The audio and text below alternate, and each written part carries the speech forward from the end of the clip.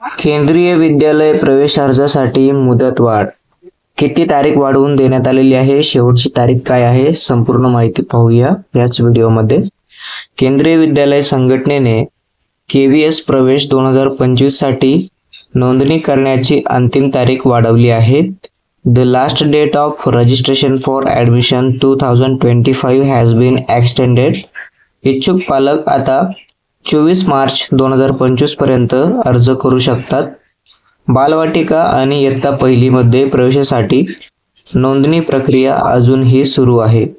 इच्छुक पालक KVSच्या अधिकृत वेबसाईटला म्हणजेच kvssanghatan.nic.in या वेबसाईटला भेट देऊन अर्ज भरू शकतात।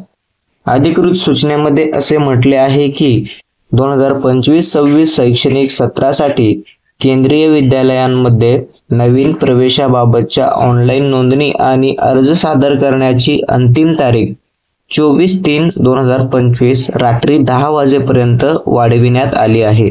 बालवाटिका प्रवेशासाठीची लॉटरी आता 26/3/2025 ऐवजी 28/3/2025 रोजी काढली जाणार आहे।